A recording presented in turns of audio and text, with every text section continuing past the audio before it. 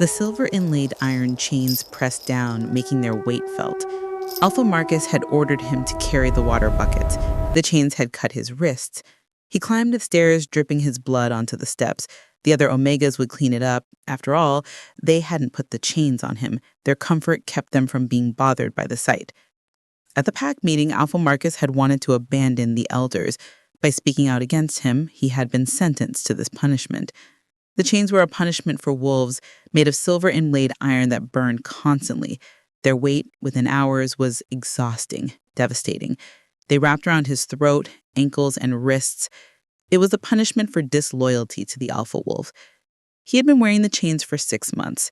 He was finished, the agility and strength of his body depleted. No one helped him. No one wanted to cross Alpha Marcus. He hoped the old wolves. He snugged food to them. He still looked after the pups when their parents were too exhausted from the hunting quotas that grew more impossible every month. He still tried to be the person his mother had raised before the fever took him 3 years ago.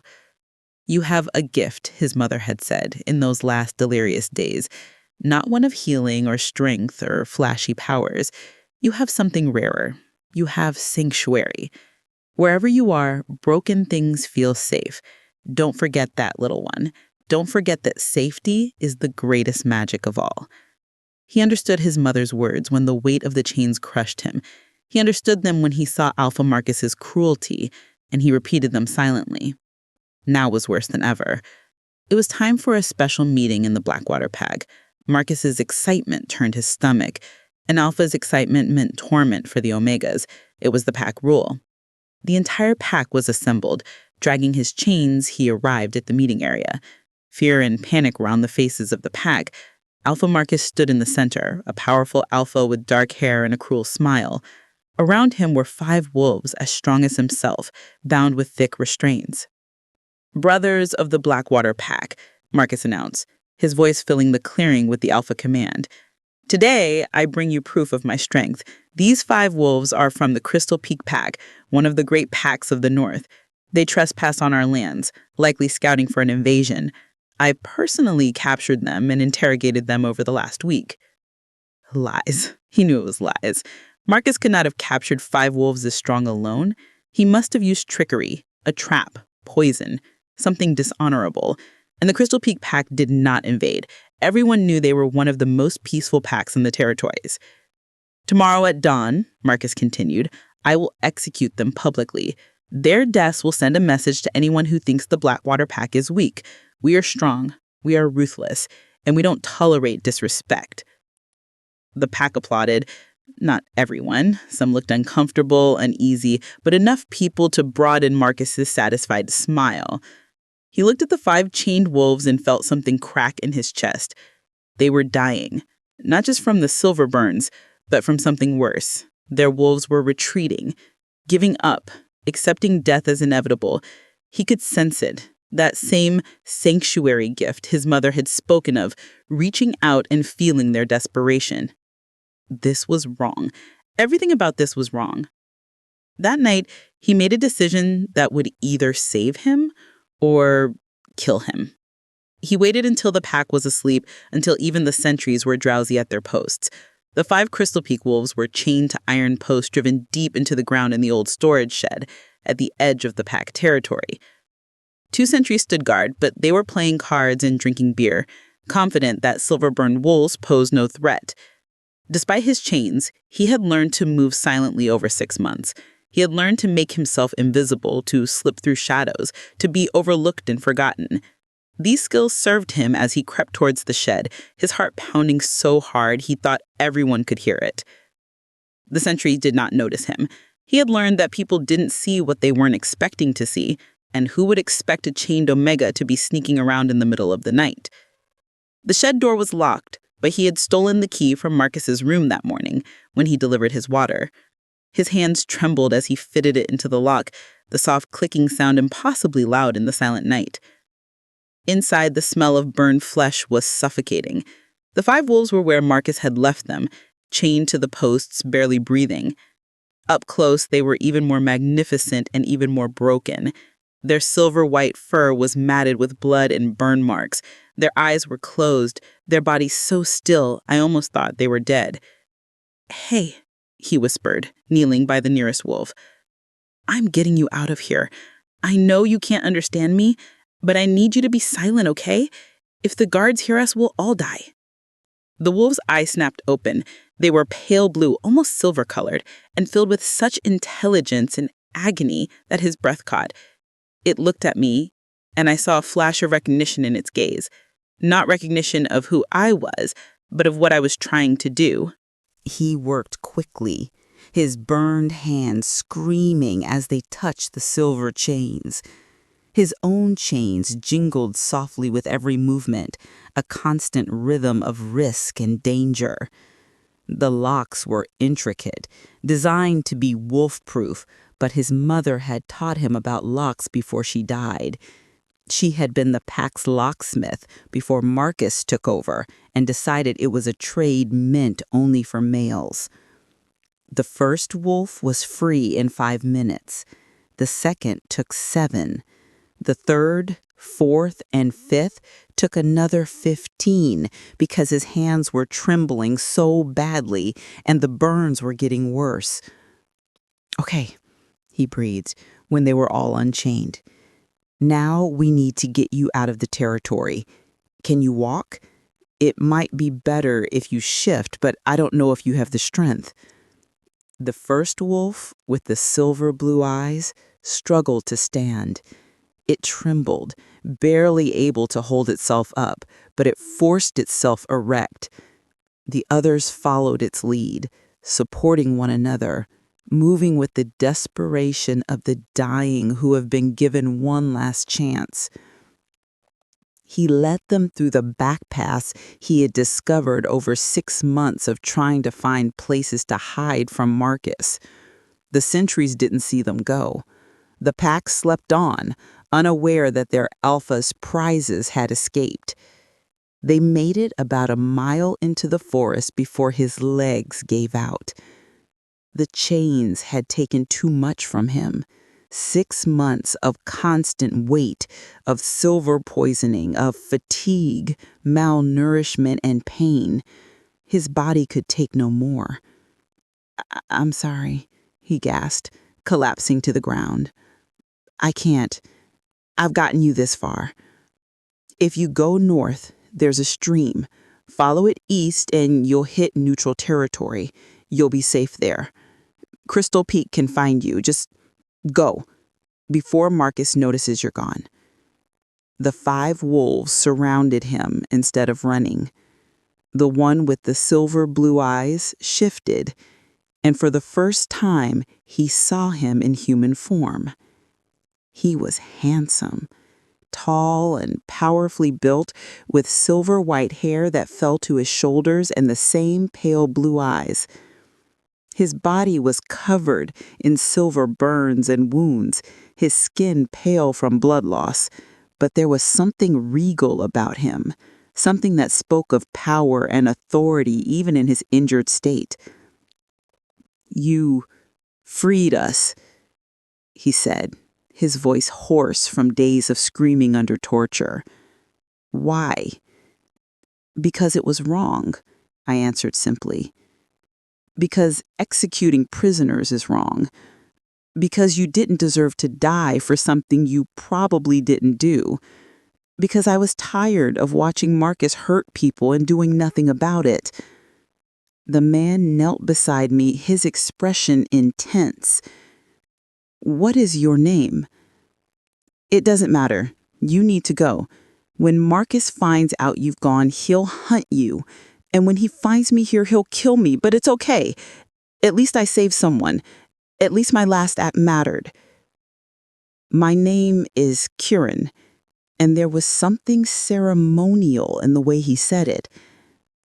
"I am the Alpha of the Crystal Peak Pack.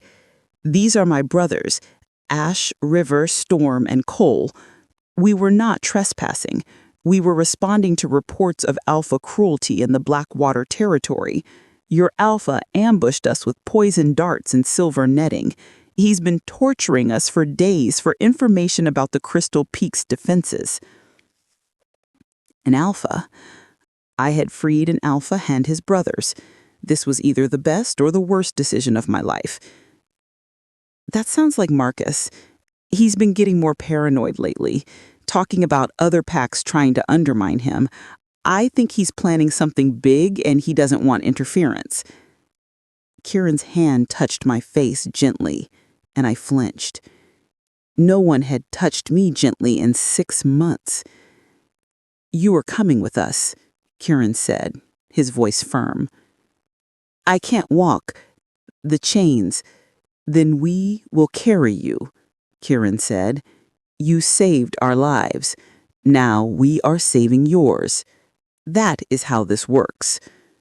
Before I could object, before I could explain that I was just a broken omega but nothing to offer, a waste of resources to save, the world tilted.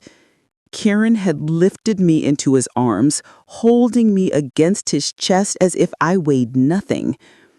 His brothers shifted back into human form, all of them as imposing, as strong as he was, and they formed a protective circle around me. "Move," Kieran commanded. "We need to be in neutral territory before dawn." They ran. Despite their injuries, despite days of torture and silver poisoning, they ran through the forest with a speed and grace that took my breath away. I should have been terrified. I should have protested. But instead, I felt something I hadn't felt in 6 months. Safe. Kieran's arms were strong around me. His heartbeat was steady beneath my ear. His scent of pine and snow and something wild wrapped around me like a blanket. For the first time since my mother died, since Marcus took over the pack, since the chains were locked on my wrists, I felt like everything was going to be all right. I passed out around the 3rd mile, as exhaustion and relief finally dragged me under. When I woke up, the first thing I noticed was the absence of pain. My wrists weren't burning. My ankles weren't throbbing. My throat wasn't constricted by cold metal. I sat up quickly, gasping, and looked at myself. The chains were gone. My wrists were wrapped in clean white bandages that glowed faintly with healing magic. So were my ankles and throat. The silver burns, which had become such a constant part of my existence, had been treated, soothed, reduced from agony to manageable ache. "Easy," the voice came from beside me, and I turned to find one of Kieran's brothers, Ash, if I remembered correctly, sitting in a chair by my bed. He had the same silver-white hair as Kieran, but his eyes were warmer, kinder. "You've been unconscious for 16 hours. Your body needed the rest." "Where am I?"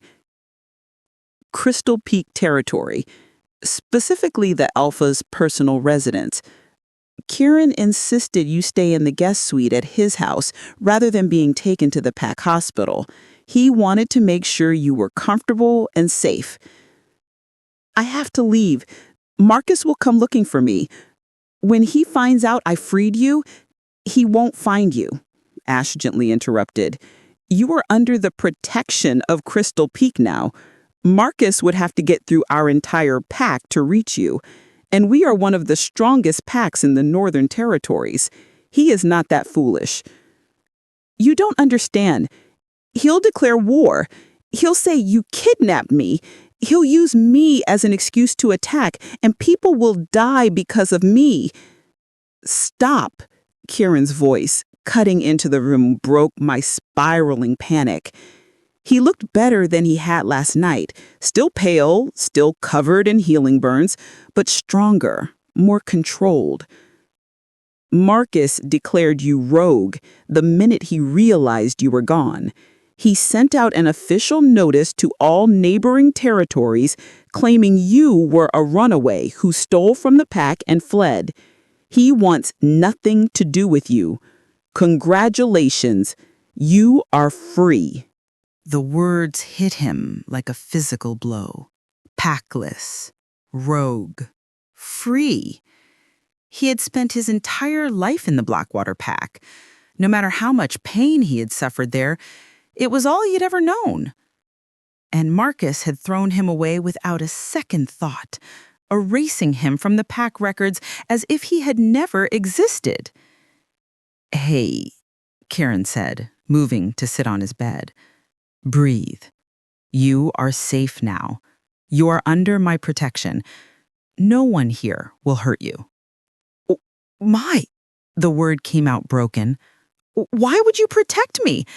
I'm nobody. I'm just a damaged Omega with no pack, no family, no worth. You should send me away before I become a burden." Kieran's expression shifted into something fierce and protective. "You freed 5 wolves from silver chains while wearing your own chains. You led us to safety when you were barely able to walk. You sacrificed everything. Your pack, your home, your safety, to save 5 strangers from execution. That is not nobody. That is extraordinary." He slowly reached out and took my bandaged hand in his own. "There's something else. I need to tell you, and I need you to listen carefully." My heart began to pound. "What?" "When you touched me to unlock my chains, when your hands brushed my skin, I felt it. The mate bond, snapping into place like lightning hitting the ground. You are my true mate, the one the moon goddess specifically created for me." The world stopped. A mate. I was a mate to an alpha. Not just any alpha. The alpha of the Crystal Peak Pack, one of the strongest packs in the territories. "That's impossible," I whispered. "I'm broken. I've been chained and tortured for 6 months. The moon goddess wouldn't pair you with someone damaged." "You are not broken," Kieran said firmly. "You are wounded. There is a difference. Broken things cannot function. You functioned well enough to stage a prison break while wearing silver chains. You functioned well enough to save 5 lives at the cost of your own safety. That is not broken. That is stronger than most wolves I have ever known." His thumb brushed across the knuckles of my hand gently and respectfully. "I have been searching for my mate for 5 years. I have met countless Omegas, all beautiful and accomplished, all eager to be Luna of Crystal Peak. But none of them felt right. None of them had what I was looking for." "What were you looking for?" "Someone who chooses compassion over safety. Someone who sees a person suffering and acts to stop it, even if acting costs them everything. Someone with a heart strong enough to protect the weak, even when they themselves are weakened." He smiled, and it transformed his serious face into something breathtaking. "Someone just like you." Tears were streaming from my eyes. I don't know how to be a Luna. I don't know how to be an alpha's mate. For 6 months, I was told I was worthless, punished for caring, taught that kindness was weakness. I don't know how to be important." "Then allow me to teach you. Allow me to show you what your life can be like here. You don't have to accept the bond right now. You don't have to make any decisions. Just stay, heal, get to know me and my brothers and our pack, and then, when you're ready, you can decide what you want." I looked into the pale blue eyes and saw nothing but honesty, nothing but patience, hope, and a promise that he would wait, no matter how long it took. "Okay, I'll stay." The smile that dawned on Kieran's face was like the sunrise. "Do you think our hero is ready to become a Luna after 6 months of torment in Blackwater? I await your comment. If you like the story so far, don't forget to like and subscribe. The next 2 weeks changed everything you knew about what it meant to be a wolf. The Crystal Peak Pack was nothing like Blackwater. Where Marcus ruled with fear and cruelty, Kieran led with strength and compassion. While the Blackwater wolves walked on eggshells around their alpha, the Crystal Peak wolves greeted Kieran with genuine warmth and respect.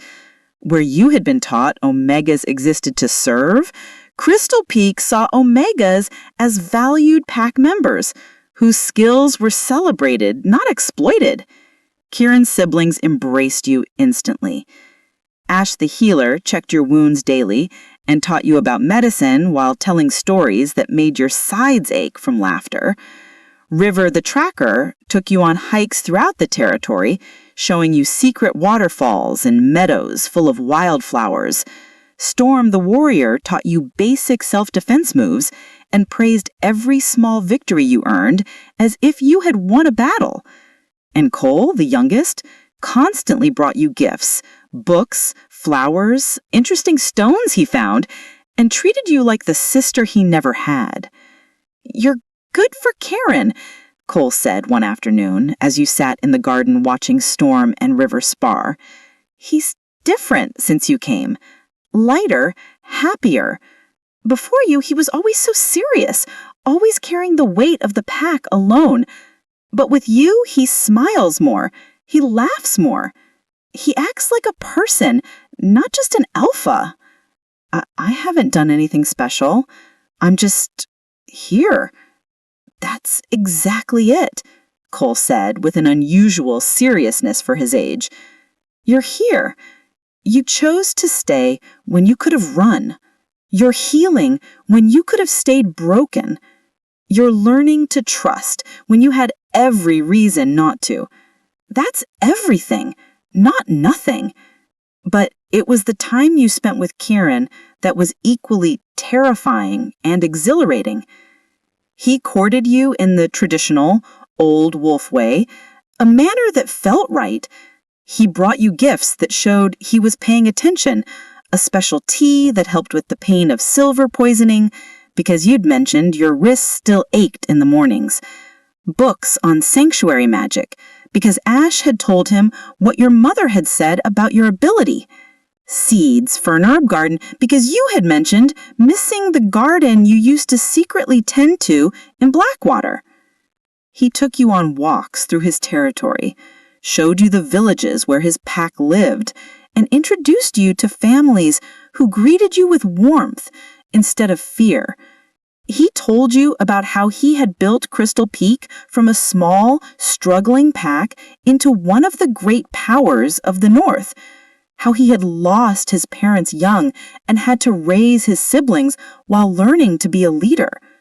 "I made a lot of mistakes in those early years," he confessed one evening, sitting on a balcony overlooking the forest as the sunset painted everything gold and crimson.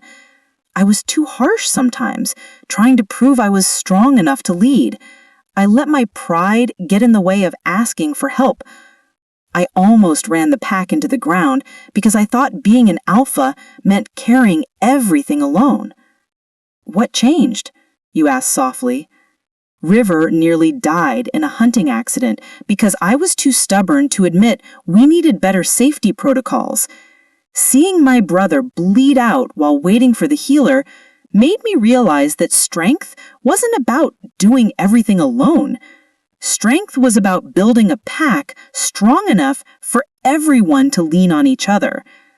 I've tried to lead differently since then, with humility, with openness to advice, with the awareness that I'm only as strong as the wolves around me.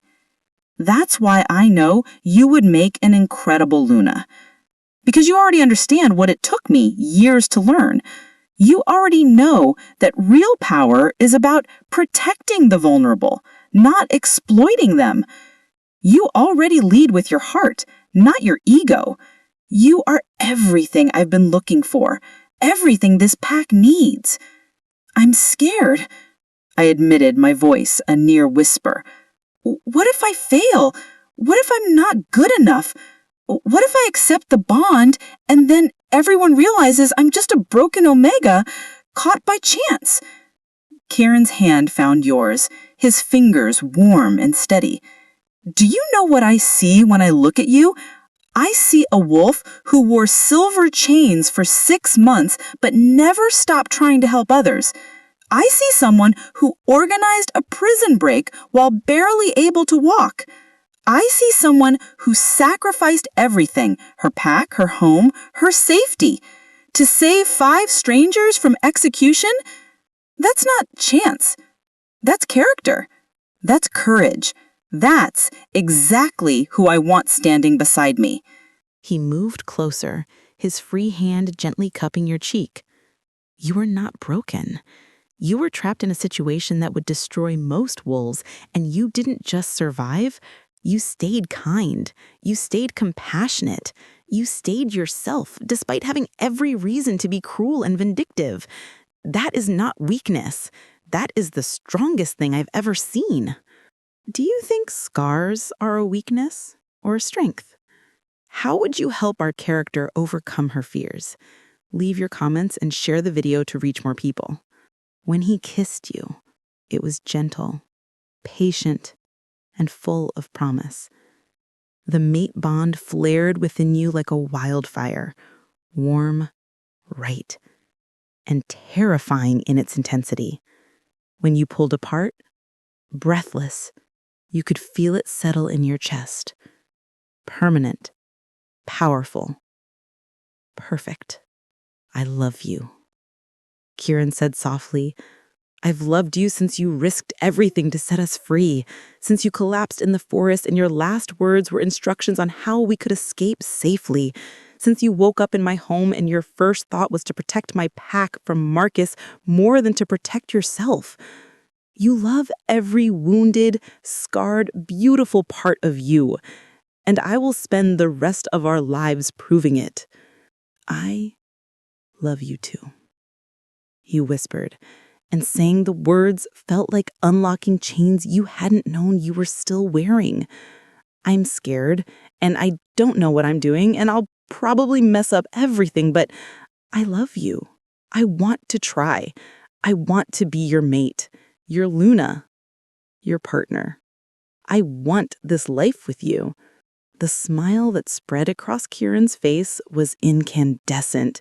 He pulled you to him, holding you like you were the most precious thing in the world, and you felt the last of your walls crumble. You had come home. The mating ceremony was 3 weeks later under the full moon, attended by the entire Crystal Peak pack. You wore a silver and white gown Kieran's siblings had specially commissioned for you, designed to honor both your past pain and your future strength.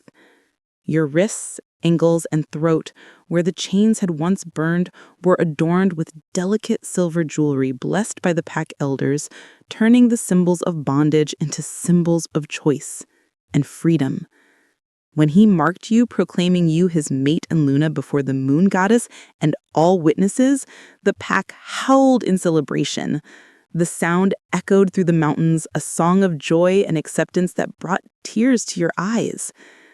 But the most meaningful moment came later, during the private bonding ceremony in Kieran's chamber. I have something for you, he said, pulling a small wooden box from his desk drawer. Inside were 5 delicate chains of silver and moonstone, each inscribed in a name in the old language. What are these? You asked, confused. The chains you wore in Blackwater were meant to break you. He explained gently, these chains are to honor what you survived. Each one represents one of the 5 wolves you rescued, my siblings.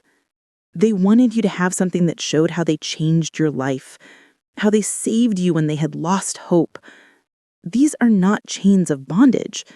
These are chains of family, chains of love, the bonds we choose instead of the ones forced upon us. He fastened the first chain onto your wrist, delicate and beautiful, nothing like the heavy iron that had scarred you. Ash's chain, for the healer who learned mercy by watching you show it.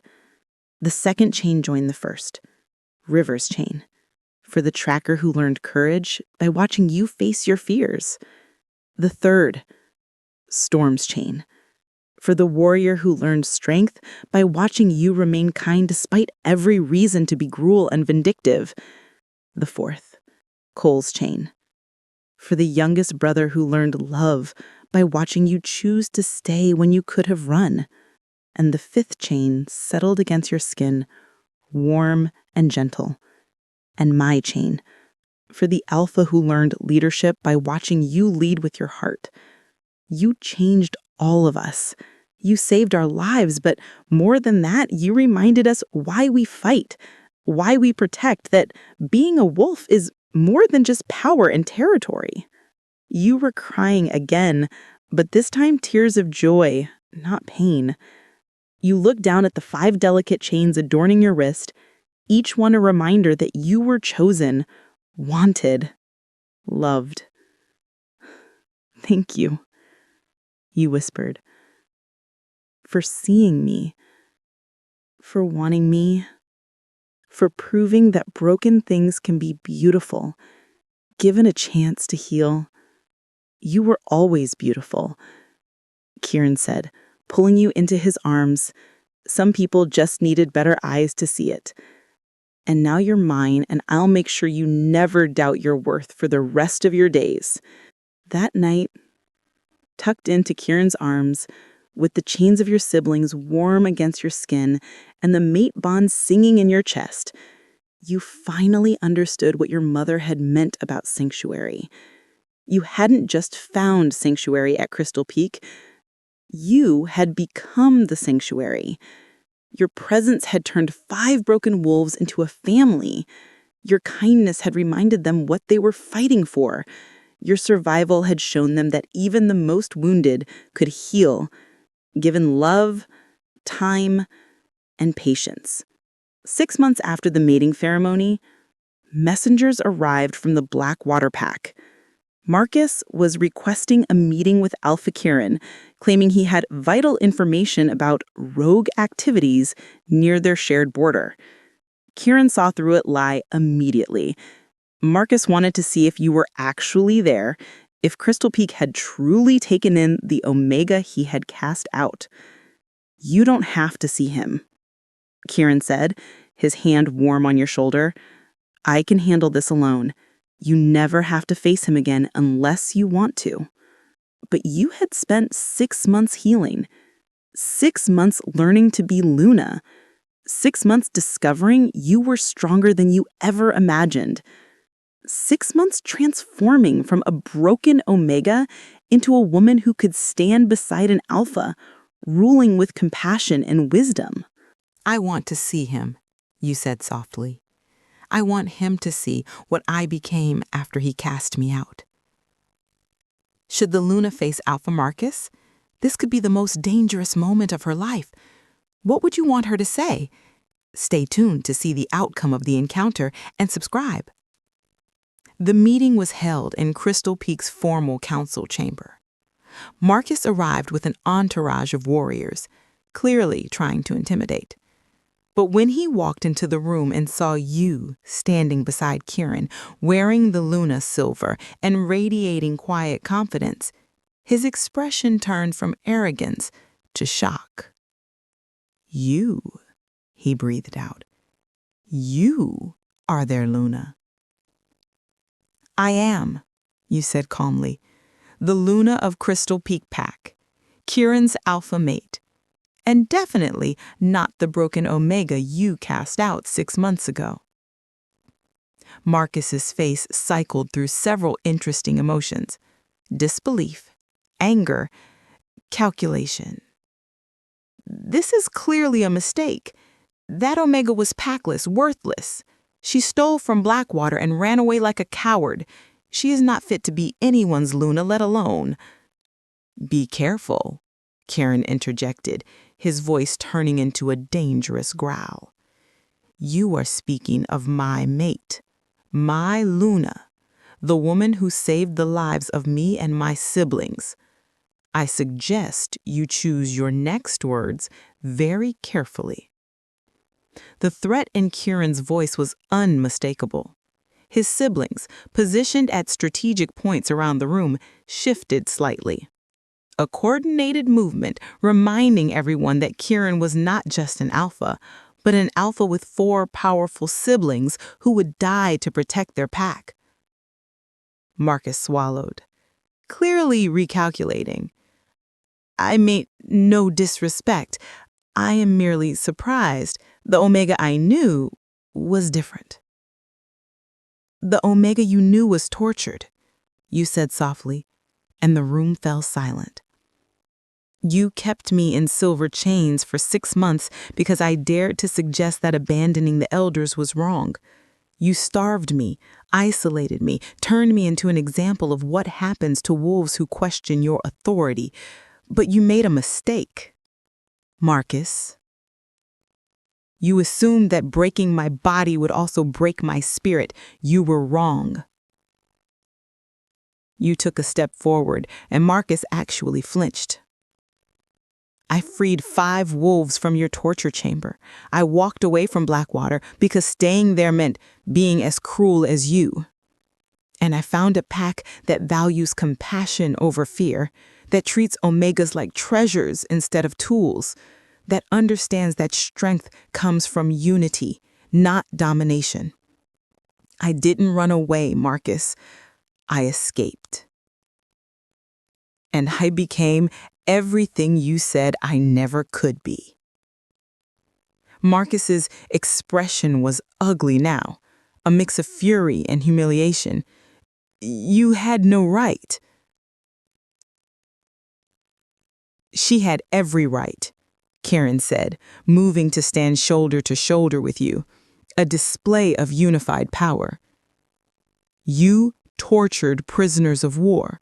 You violated the most fundamental laws of wolf society. The only reason I haven't reported you to the council is because she herself asked me not to. She said that exposing you would mean innocent pack members suffering under sanctions, and she didn't want that. Despite everything you did to her, she still cares more about protecting the vulnerable than taking vengeance. That is what a true Luna looks like. The meeting ended shortly after that, with Marcus leaving in barely controlled rage. As his entourage disappeared into the forest, Kieran pulled you into his arms. You were incredible, he murmured into your hair. Powerful, compassionate, and everything a Luna should be. I'm so proud of you. I was scared, you admitted. Seeing him again, I thought I would feel small, broken, like the Omega in chains. But I didn't. I felt strong, like I had survived something that was supposed to destroy me and come out stronger. Because you did, Kieran said. You survived 6 months of torture and stayed kind. You saved 5 lives at the cost of your own safety. You built a new life from nothing. You became the Luna of one of the great packs. That's not luck. That's strength. Your strength. The strength Marcus tried to break, but couldn't. Years later, when young wolves came to the Luna for guidance, feeling broken, worthless, or trapped in impossible situations, you would tell them your story. You would show them your wrists, where the faint silver scars still remained beneath the delicate family chains. You would tell them about the 6 months of torture that taught you the difference between surviving and living. You would tell them about the 5 wolves in a torture chamber that became your family. You would tell them about an alpha who valued your scars. The wolves who break you do not define you. You define yourself by what you do with the breaking. You can let it consume you, or you can let it teach you compassion. You can stay trapped in the pain, or you can walk away and build something better. The choice is always yours. You would introduce them to Kieran, who was still strong and steady, who still looked at you with the same love as that first morning you woke up in his home. You would introduce them to Ash, River, Storm, and Cole, who were your family, showing that chosen bonds were stronger than blood.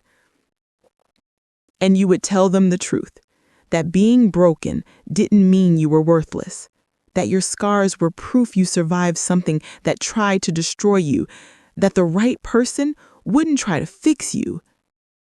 They would love you exactly as you are and show you that you were never truly broken at all.